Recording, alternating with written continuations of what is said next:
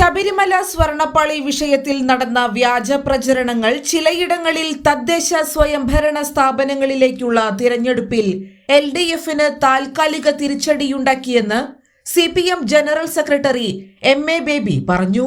CPM Kodungallur area committee സംഘടിപ്പിച്ച ബഹുജന rally ഉദ്ഘാടനം ചെയ്ത് സംസാരിക്കുകയായിരുന്നു അദ്ദേഹം.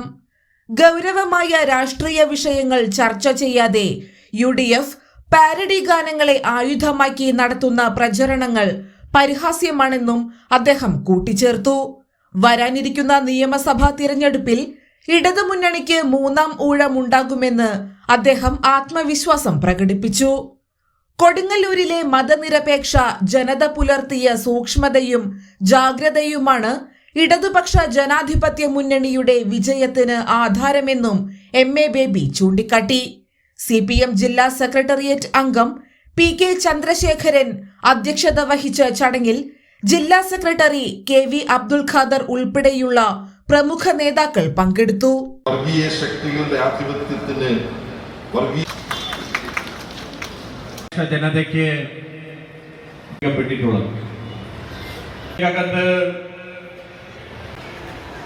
എറിയാട്, എടവലയണപുരം, മതിലകം പഞ്ചായത്തുകളുമാണുള്ളത്. ഈ ഏരിയ പരിധിക്കകത്ത് സ്ഥാപനങ്ങളിലും ജനങ്ങൾ വിജയിപ്പിച്ചത് മലയാളത്തിൽ വിജയിച്ച എന്നീ മഹാ ആദരം നൽകാൻ വേണ്ടി പോകുന്നുണ്ട്. ഇടവിലങ്ങ് ഗ്രാമപഞ്ചായത്ത് അധികാരം പിടിക്കുമെന്നാണ് BJP പ്രഖ്യാപനം.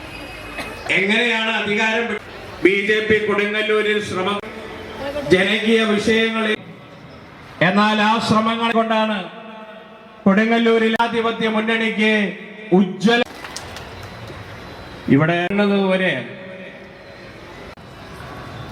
എന്തെല്ലാമായിരുന്നു BJP നടത്തിയ പ്രചരണം, എന്തെല്ലാം BJPയിൽ നിന്ന് കൊണ്ടുവന്നിട്ടുള്ള ഉണ്ടാകും, പ്രകടനമുണ്ടാകും, പൊട്ടിക്കും.